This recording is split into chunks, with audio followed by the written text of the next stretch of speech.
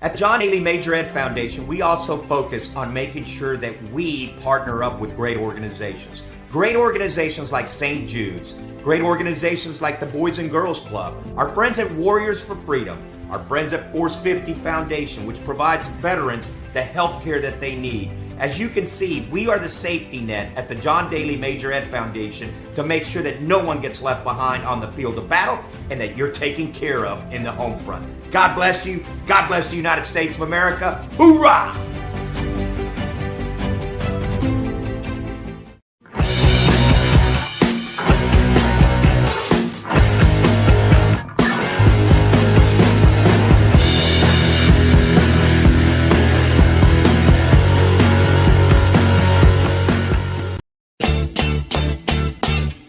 Having a corporate or charity golf event? Backswing Golf Events can supply your tournament with personable, professional golfers to entertain and fundraise on the golf course.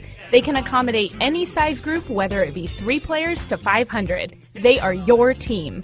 From range lessons, Beat the Pro, and Pro-Am style roaming, they're making lasting memories one swing at a time. So make sure to check out backswinggolfevents.com or call us direct at 661-316-3093 and book your pros now.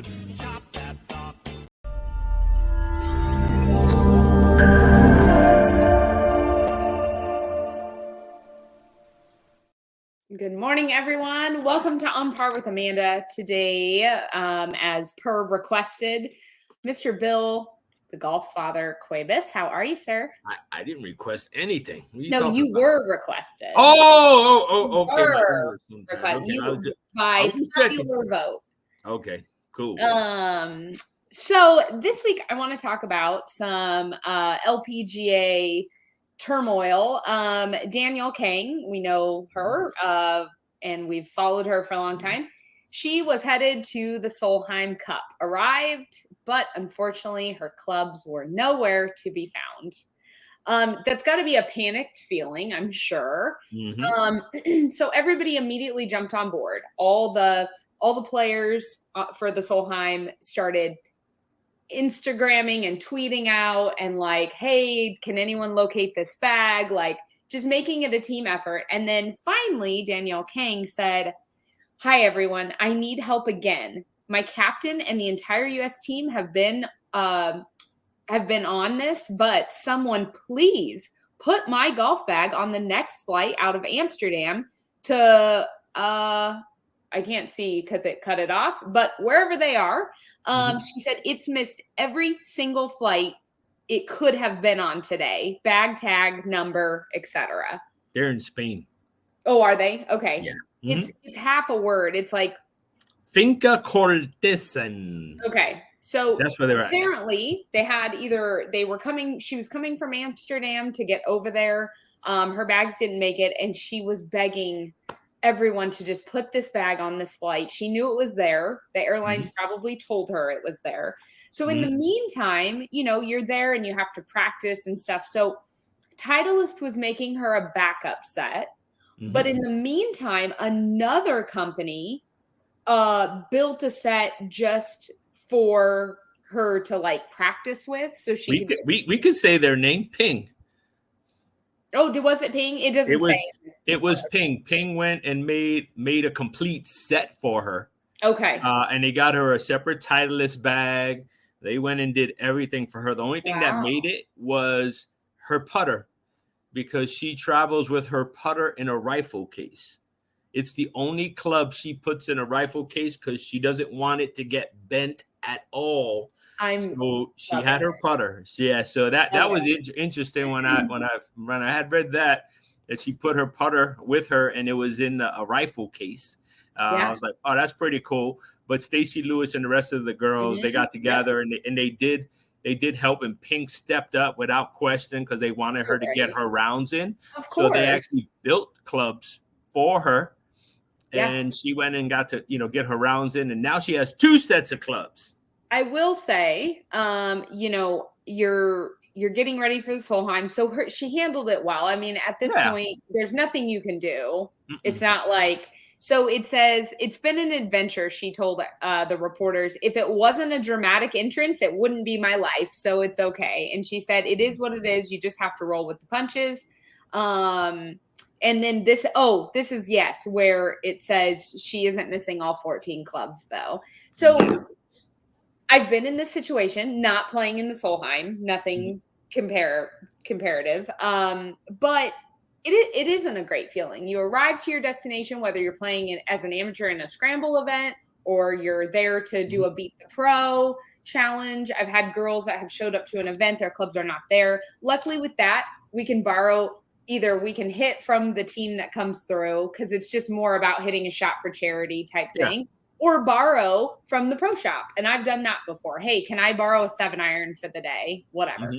But what I will say is, you know, when it's your profession and it is something that is so serious, I just wish there was a better way. And you would think that it would be more secure to take it on the airplane with you than shipping it. But I'm surprised more companies don't use ship sticks and get them there, or more players, I mean. So I don't know. I don't know that if there's a, you know, you're always going to have in some capacity some type of, at some point, I tell the girls that travel for me, when they say, oh my gosh, this is the worst travel trip I've ever been on. Like the rental was messed up and the flight but when you travel a lot, you're bound to come across one or two trips that are just a disaster. Well, we're seeing it more and more. We saw it just a couple of weeks ago, what happened to one of the guys on the PGA Tour. His clubs were destroyed. One of my girls, the plane backed over her clubs. You know, so we just don't know. I mean, we're seeing, I mean, even on some of the trips that I've been on lately, when you're looking at these bags coming out and you're like, what happened? What did they do? It's like they ate the bag. And you try to figure out how. Ate it and spit it back out. Yeah, spit it back out. And the thing is that, you know, a lot of people, you know, they're trying to maintain the set that they have. Some people can spend thousands of dollars on their clubs. And they don't want to see it coming out when they're traveling to a location to golf and their stuff's destroyed. It's mangled. Yeah, it's not something you want to see. So for those at home, I figured we could spend a minute talking about, because Bill, you and I travel a lot with our golf clubs. Yep. And while you can't control the uncontrollable, you can do a lot of things to prep so your bag has a better chance of making it. Yep. So I have a couple different bags. I have a large, when Bill, you and I played with Biggs, and I won the OGO bag for closest to the pin. Yep. Those are amazing because they have the stand that pops out, so you don't have to lift your bag and roll it.